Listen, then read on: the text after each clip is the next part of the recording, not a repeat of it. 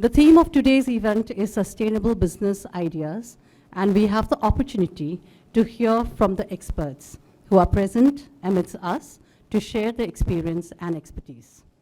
Well, without much ado, let me invite Dipanita Jaiswal, Chairperson of CII IWN Assam chapter, to deliver her welcome address. Before she comes forward, I would like to introduce her to the audience here. Mrs. Dipanita Jaiswal is the Managing Director of DY365, Northeast premier and renowned 24/7 satellite news channel and Jonag, general entertainment channel, along with other new ventures, NLTV, and all under the banner of Brahmaputra Telecommunications Teleproductions Private Limited. Mrs. Jaiswal is at present the chairperson of CII IWN Assam chapter, and she has been a multi-awardee. Her latest award is the Top 50 Global Inspiration Woman to Look Out For in 2022. May I now invite her to deliver her welcome address.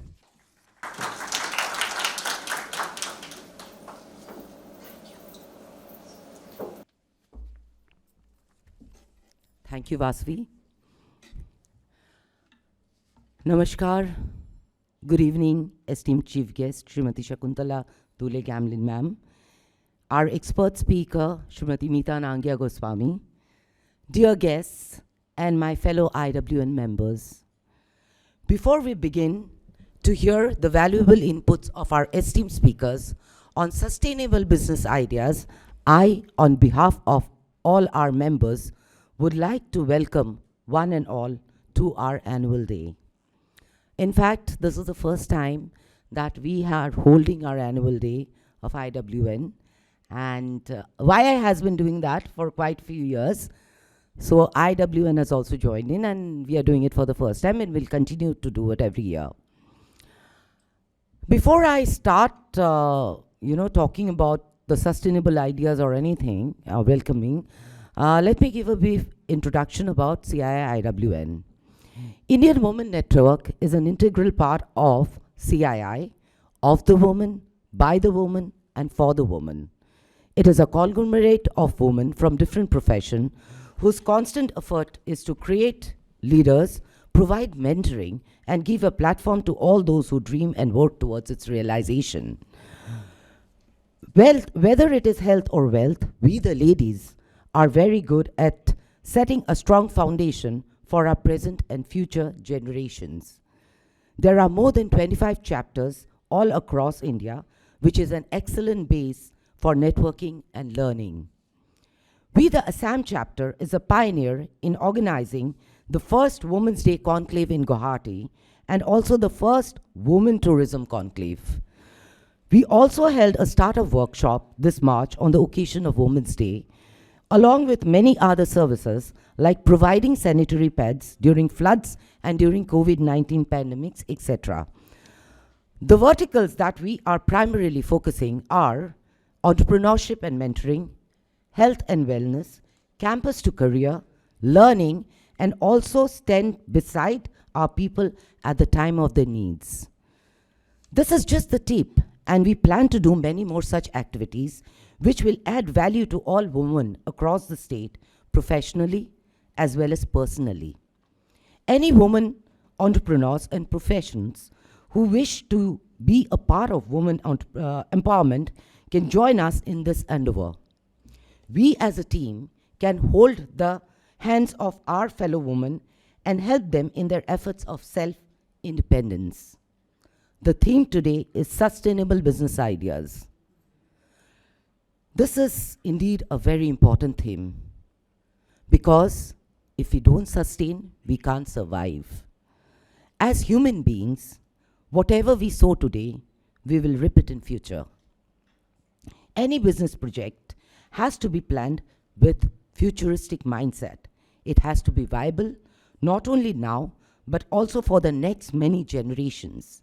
There has to be a fine balance between economic growth, environmental, and social well-being. Our business vision should be a lambi race ka ghoda, a continuous realignment with constantly changing economy and market and socio-environmental demands. That will be possible when we plan with long-term vision. We as women definitely understand what the word sustainable means to us. In every phase of our changing life, daughter, wife, mother, grandmother, etc., we have transited and adapted very efficiently and seamlessly, carving a niche for ourselves. This is what is needed when we plan our journey of becoming economically independent, a long-term mission with vision. I will not go on because everyone is waiting to hear from our esteemed chief guest and keynote speaker, Gamlin ma'am, and our expert speaker, Meeta Nangia Goswami. I'm sure the pearls of knowledge will clarify a lot of our queries on how to create sustainable business ideas or how to make our existing business models more sustainable.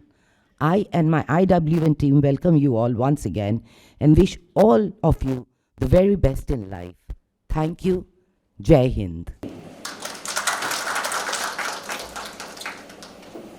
Today we feel blessed to have in our midst Shakuntala Dole Gamlin as the chief guest and the keynote speaker. Ms. Gamlin is an 1984 batch Arunachal Pradesh, Goa, Mizoram, UT cadre IAS officer. She served as Secretary, Department of Empowerment of Persons with Disability, Government of India. She also served as chief guest to Arunachal Pradesh. She is the first lady IAS from Northeast to reach a secretary level position in Central Ministry. In her career spanning over 30 years, she has worked in several positions in both state and union governments. Initially, she was appointed Director of Tourism in Andaman and Nicobar Islands. She has also worked on central deputation with the Ministry of Health and Family Welfare and Ministry of New and Renewable Energy. In 1996, she was appointed the Deputy Commissioner of Municipal Cooperation of Delhi. Since then, she has held positions in various offices in union and state level positions in Delhi. In the year 2002, she was a member of the Indian delegation for the 8th session of Conference of Parties for the UN Framework Convention on Climate Change. She has been selected as the head of the National Tobacco Control Program and Non-Communicable Disease Program. She is the daughter of former Assam MLA Lalit Kumar Dole and was the wife of former Arunachal Pradesh Chief Minister Jabom Gamlin. As Chief Secretary, Government of Arunachal, she contributed substantially to infrastructure and institution building, airports, roadways, railways. With her previous experience in Ministry of Health and Family Welfare, she helped the local administration set up medical colleges. She also worked on the early intervention program for children with special needs. She represented the country in the UN Human Rights Annual Convention consecutively for 2 years at UN headquarters. Further, she represented India at the UNHRC Council at Geneva in 2020. May I now request Ms. Gamlin to please come forward, and I also request Dr. Shriparna Borua, ma'am, and Dipanita, ma'am, to come forward and felicitate our chief guest.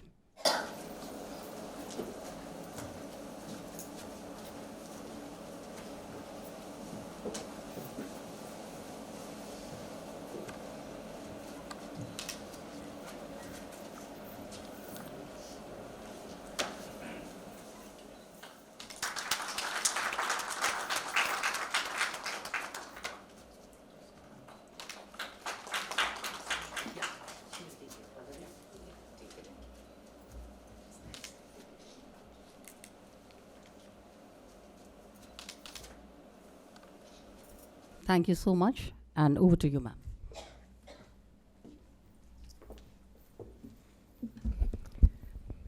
Good afternoon, everybody.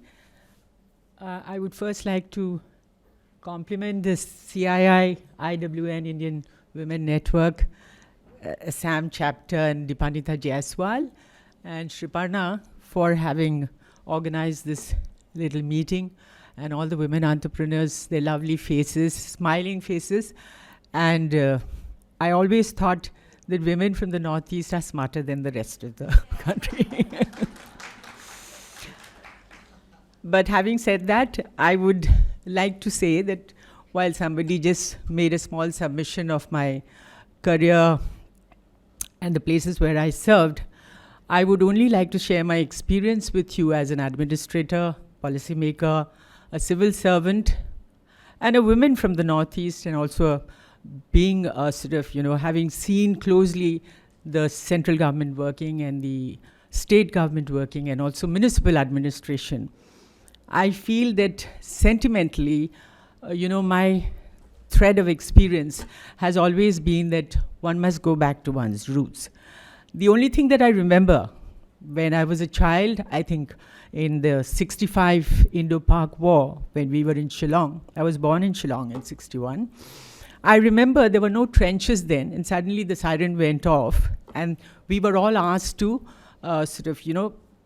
leave the houses and go into the garden and lie down on our belly. The only thing my mother did was she took the two, my sister who passed away. The two of us were the youngest in the family, so she took the two of us together and she moved towards the garden. But my grandmother, she said that we don't need to carry food. The only thing she lay her hands on was a bundle of cocoons. And those days, they used to manually spin the yarn. As it is, you've seen that a lot of spinning jennies and jacquard machines and a lot of technology improvements have come about in sericulture. But those days, I had seen my grandmother and my mother on the loom, sitting on the loom and spinning the yarn manually, and the fly shuttle flying from one end to the other, and beautiful fabrics coming out of those looms where, even some of the dignitaries would be presented with those fabrics and tapestry, which has been imprinted deeply in my mind. And I felt that Assam, with its rich culture of sericulture, whether it is Muga, it's something which is unique to the world. The golden color of Muga, I believe it's not replicable. The more you grow those species in the lower parts of Assam, I believe it loses its special endemic golden color. Especially with women, I've seen many women who were in the rural areas, they used to grow these silkworms, and many of these silkworms were grown in very natural, sustainable environment. Over the years, with a lot of urbanization and a lot of sort of concretization of the townships and the areas extending, the urban agglomeration extending, you find that women also are giving up this basic culture-specific activity, which could have been one of the most sustainable livelihood for them. So perhaps that's the reason when I retired from service, the place which I wanted to visit was the Swalkuchi sericulture government farm. And I did interact with some of the workers there, and I found that community spreading of saplings and also community participation had been there. The reason why I think the Assamese sericulture, culture-specific and the motifs and the kind of patterns that you weave in your tapestry and in your fabric has become very popular. But as we see that the plantation, whether it is castor or whether it is mulberry, that has become more and more rare, and also the som tree, on which the silkworms are reared, those also have become a rarity. So perhaps we need to revive those culture-specific livelihood activities and see that they are turned into business models. I have seen some of the women who have done very well. They hold exhibitions and events in Mumbai, in London, and some of the ambassadors who have been there and high commissioners, they have also, who are my contemporaries in service, they have also helped in organizing some of the exhibitions, and those fabrics, those the kind of saris and the fineness of the yarn and the improvements in the yarns have caught the attention and imagination of many, many people all over the world.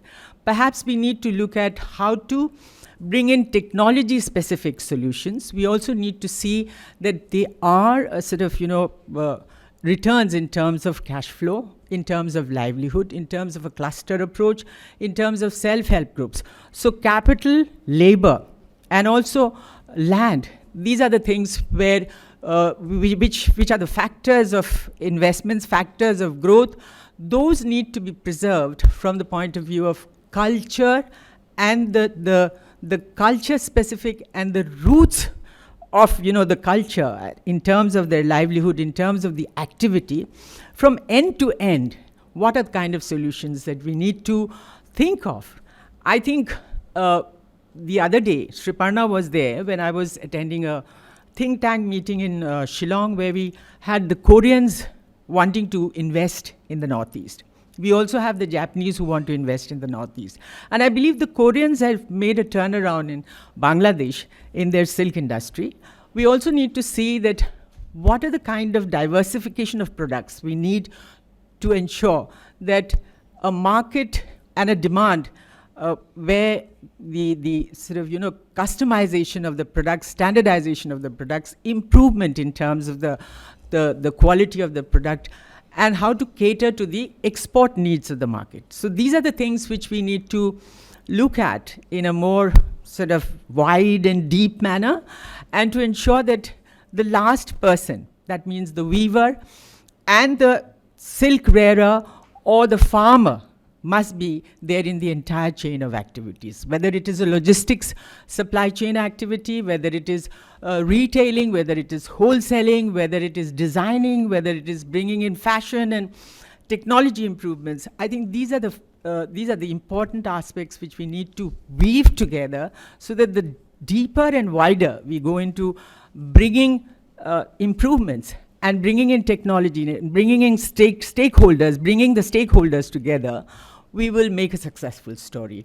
I think Mrs. Nangya, Meeta Nangya, who has been in the Swiss Development Agency, she must have seen, she was just mentioning to me that her father was in the infrastructure sector.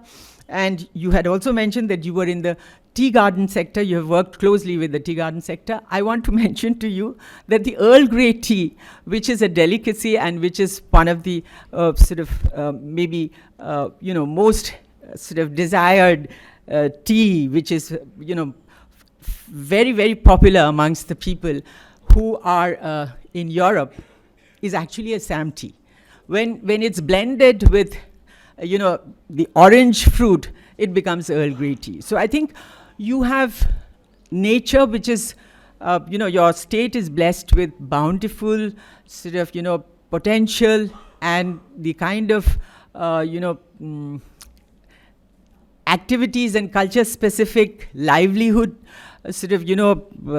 livelihood sustainable, women who are involved in weaving, women who are involved in reeling the silk, women who are involved in spinning the yarn. I think these are the activities which we need to revive in terms of stirring the imagination of the people, making them into successful models of business, and also ensuring that their success must be scripted so that each one of them feels that they have contributed towards the success of the business itself, or success of the sustainable livelihood, which is rooted and which is sort of connected with their culture, which doesn't uproot them, which doesn't sort of, make them migrate, looking for jobs, looking for livelihood, looking for employment. So I think we have to look back and look deeply into our culture. We have to look back into our land and terrain, which is so blessed. In fact, when I was the chief secretary in Arunachal Pradesh, I was trying to encourage people to grow strawberries, blueberries. Why don't we grow cash crops, like the red rice? And we also need to see that commonly all these states could have geographical indications. So your intellectual property, which is your specific product which is endemic to your state, why don't we just commonly try to make a partnership of having a geographical indication, like basmati, which is grown in Punjab, in Pakistan. It's grown only in those areas. specifically, we have found that US had tried to steal some of the gene technology, and then they replicated it with, they grew this basmati in Texas, but they lost the war in intellectual property because that was basmati grown in Texas. So it was known, finally they had to rename it as Texamati and not basmati, because the UAE countries were sort of buying all the basmatis, and sometimes we find that even China wants to buy basmati, but they will not buy it from India, they'll buy it from Malaysia. So there are trade sort of implications. But having said that, I think your kaji nimbu, your bhut jolokia, the king chilies, your rice, your tea, they have really, really been made so popular. By now I have seen that in all the shops in Delhi, even in the INA market and some of Big Bazaar and some of these wholesalers, you find, red rice grown in Assam, you find, bhut jolokia, and you have often a lot of people asking on WhatsApp, what is bhut jolokia and what is, this kaji nimbu. And I find that when we compare it with the Spanish lemon, we find that kaji nimbu is much more superior to the Spanish, nimbu. So perhaps we need to look at ourselves, look at our sort of agriculture, horticulture, and our forest resource, like, the organic honey could replicate some of the honey in other countries where they use antibiotics, to replicate and to proliferate the honey supply. Whereas the bees need to be preserved, and the bees need to be a sort of in their entire density of their sustainability. You have to see that the density of bees are actually going down because there's too much multiplication and too much sort of commercialization of the honey production. So I think while we look at successful business model, we also need to see how to preserve the distinct identity of the products so that they cannot be replicated and they cannot be sort of copied in the manner by way of which the original inherent intrinsic qualities of the product get lost. Your agriculture products, your horticulture products, your forest produce, your sericulture have a lot of promising, and there's a scope for expansion. There's a scope for making them successful business models. So when you look at financing self-help groups, you can look at Bangladesh, where the Bangladesh Gramin Vikas banking, has helped the entire self-help groups, women come together, and then they see that there's a revolving cash flow into their business and the investments ideas. So ideas are plenty.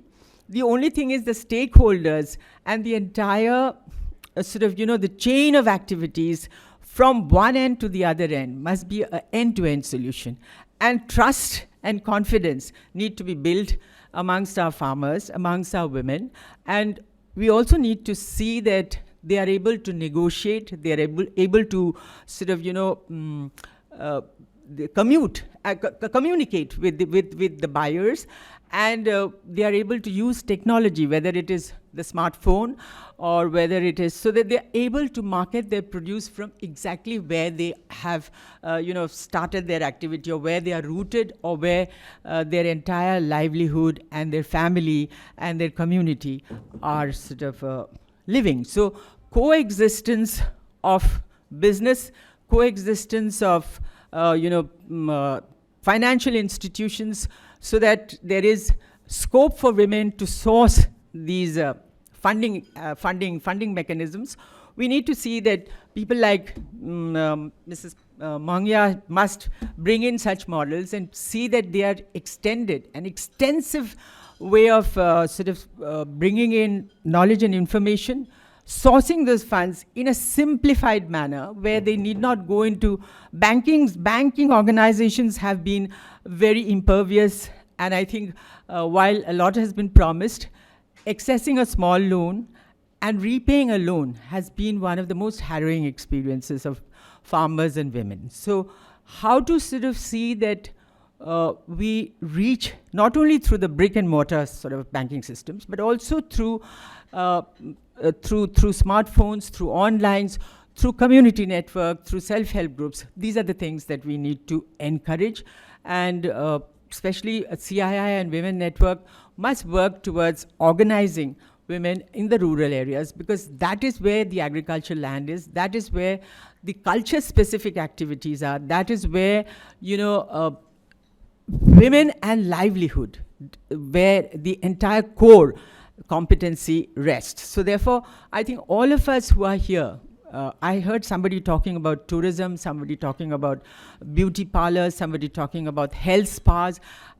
These are sort of in plenty, and ideas are there. And I also saw somebody had mentioned about spiritual tourism and, the riverine sort of network and riverine tourism. So today I went to the Starbucks in Guwahati, where I saw, the heritage building being preserved, and, those lovely Krishnasura trees. And I also saw that some of the old sort of culture-specific activities of weaving, the fabrics and the tapestry have all been exhibited there.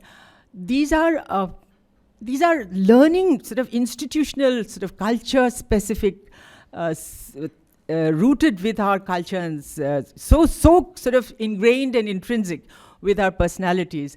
If we could capture that and magnify it, and we could bring in technology solutions, see that from the retailing to the wholesaling, to the sort of fashion designing, to exhibiting and to showcasing, are tied up in a way which trickles down to the last person, or to the first person who's actually contributed to this whole ideation of bringing in products which are organic and which are culture specific. These are the future this is the future for all our women here. And I think this is where we need to emphasize on, and to see that more and more self-help group women, more and more women entrepreneurs who are like Dipanita would spot such kind of core competencies, bring them together, organize them together, and make them work together, so that the collective vision of showcasing those products, collective vision of exporting those products, collective vision of making it into a sustainable livelihood is something which will become a successful story. I think it's very true for the northeastern states, because northeastern states are very fragile in terms of the terrain. And I have seen that the climatic conditions are such that globally there is a changing, there's precipitation, the rivers are shrinking, the water bodies are sort of narrowing down.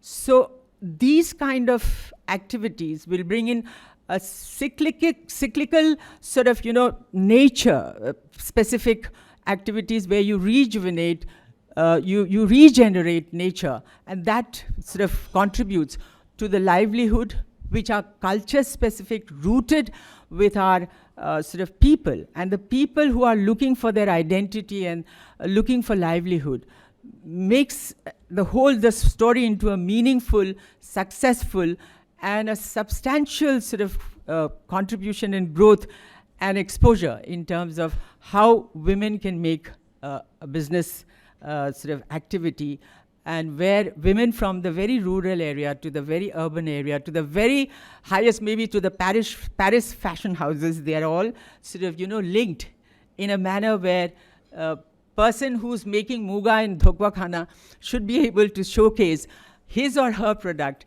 in the Paris fashion show. So I would say that fashion houses are also looking at, organic stuff, but from one end to the other, what are the kind of chain of activities? So putting those chain of activities together, weaving them together, and making it a successful story is what we should look at, because this is our core competence. As far as solutions are concerned, I think today artificial intelligence and also, the phones, your smartphones, they give you a lot of online sort of empowerment in terms of sourcing funds, sourcing information.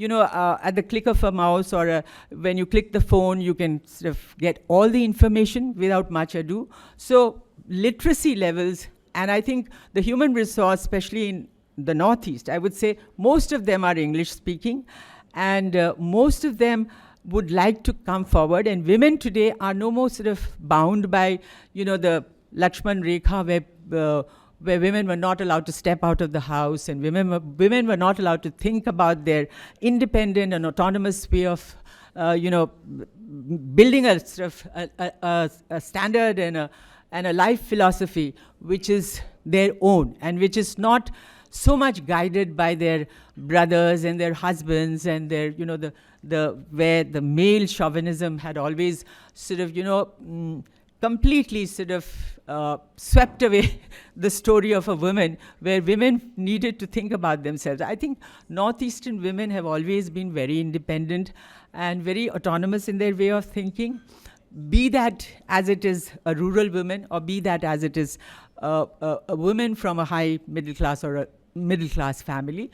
Education, literacy, and culture have always been a philosophy which is so peculiar to the Northeastern women, be that as it may a Naga woman or a Khasi woman or an Assamese woman. It's always so much a pleasure to see them wearing their own sort of, their cultural dresses. And those endemic livelihood activities still persist. It's only how to make that a successful story is what rests with people like us who are policymakers, civil servants, or people who are bankers, funding organization, or leaders like Deepanita, who need to see that situational awareness about the opportunities need to be disseminated in terms of knowledge and awareness. So thank you very much. I would wish all of you a very, very successful meet. And I would like to see that all of you should be seen as leaders, managers, good civil servants. I saw Utpala, who's one of my sort of contemporaries from college, and she has also just retired. So I think all of us should collectively think as to how to make women entrepreneurs, be that as it may a rural woman or an urban woman or semi-literate woman or a fully literate woman, but how to make a chain of collective thinking and a collective stakeholders partnership. Thank you very much.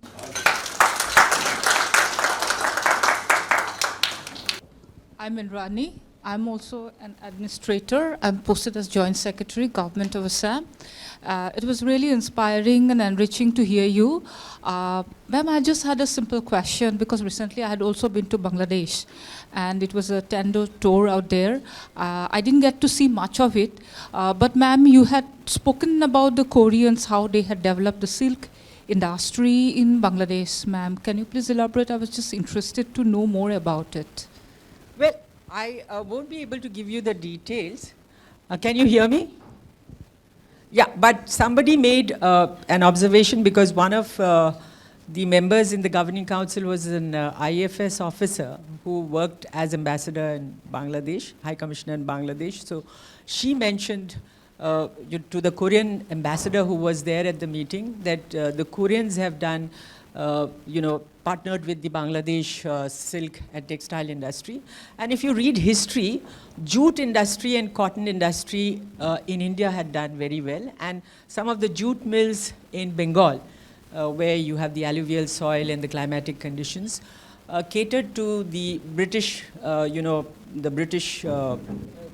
during British India, to some of the Manchester and Birmingham, where industrialization took place. So I would say that jute and cotton have always done very well. But as far as silk is concerned, I think you have silk in the south, you have silk in Bihar also, you may have silk in different parts of the country, which are sort of endemic to those particular states. But silk in Assam, I feel that Muga silk or Path silk have got their own intrinsic sort of characteristics, and they should be preserved in terms of their purity and also in terms of livelihood. How can we make them into sort of fashionable products? How can we make them into diverse? Somebody mentioned that, Eri could do very well in linen in the linen sort of, maybe you could make upholsteries and curtains, and you could make bed covers. And eri has got a coarse characteristic, but eri also could be made finer. And in history, you'll find, women have always resisted to any kind of change in terms of technology. Even in European history, you'll find that spinning jenny, when it came, the women went on a dharna. But slowly they realized that the spinning jenny could bring in volumes in terms of yarn. And then you also had the steam engine, and then you had, mills coming back, and then you found that, volumes and multiplication increased in terms of machine-made fiber. But today, when you look at, the demand, you still find from the very medieval time to the modern times, handmade and fiber and silk or cotton, which is grown in particular states or particular region, they always have value. The only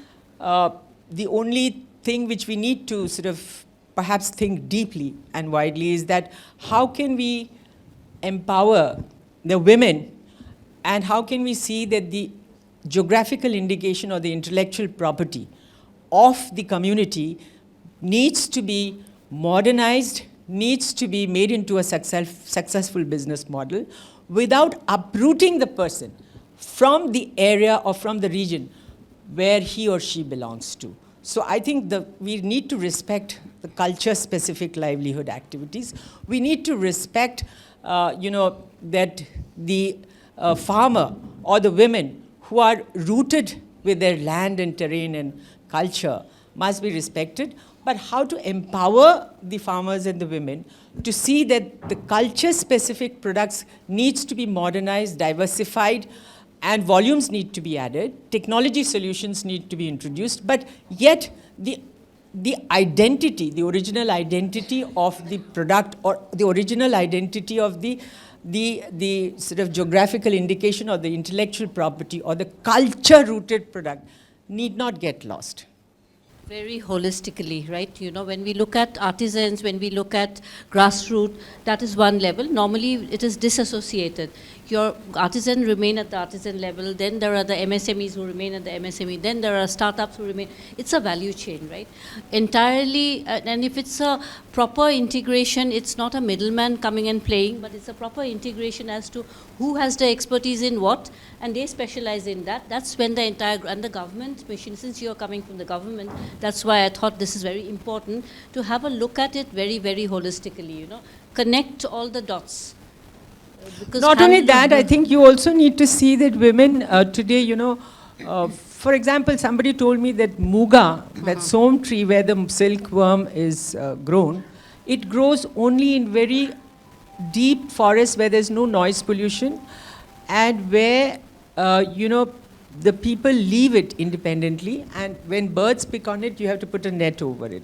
So eri, for example, I have found that the eri has always been very rooted with the culture of Assam, and many of our, older generation, when there were no blankets and there were no quilts, they used to have an eri shawl over them. Similarly, I find today that eri has grown in terms of its history as a yarn. You find, finer yarn coming, and there are many sort of mechanized jacquard machines which are able to replicate the patterns and motifs. But I find that having sort of seen in Arunachal Pradesh, I find that eri cocoons, people have not sort of discovered the red, distinct variety of eri there. So maybe we could look at growing some of these som trees, protecting the species, and see that we could, in some of the vacant agricultural land, we could make it into business models, see that some of the species which are geographically can be grown only in those climatic conditions and soils must be replicated, and there is an interchange of ideas between the states. Right.